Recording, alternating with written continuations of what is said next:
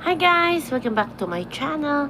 So, usapang Bea Alonso na naman tayo guys. Hindi talaga matapos-tapos ito naman. May pasabog na naman na chika na pinuntahan daw ni Bea o nakipagkita kay Vincent ko at isinauli ang number 1, engagement ring.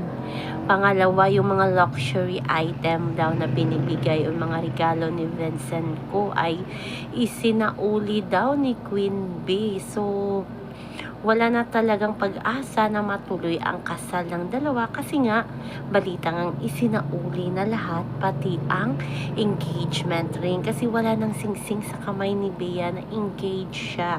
So ano kaya ang katotohanan nito kasi parang dead man na si Bea sa mga balita lalo na about sa kay Vincent ko.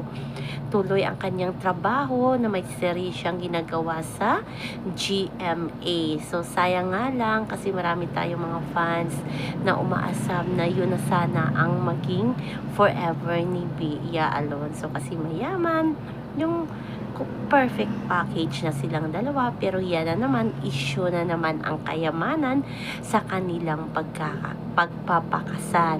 So may spotted daw na kasama si Bea sa France. Ito daw ang new na manliligaw ni Bea Alonso, pero hindi yan totoo. Kaibigan lang yan ni Bea Alonso. Parang bading nga yun di ba? Sa larawan niya yun na nagtitrending ngayon na nakashade silang pareho. So, hindi naman siguro madali ang pag-move on kay Bea Alonso, lalo na yung kanyang mga relasyon na aabot sa engagement, sa pagpakasal, sa pagpaplano.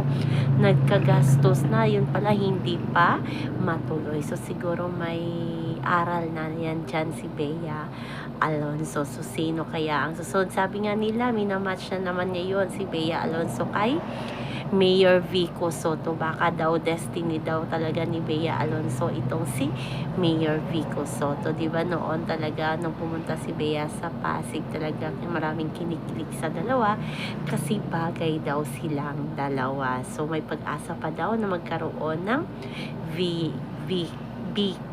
Biko ba yun? Sabi nila.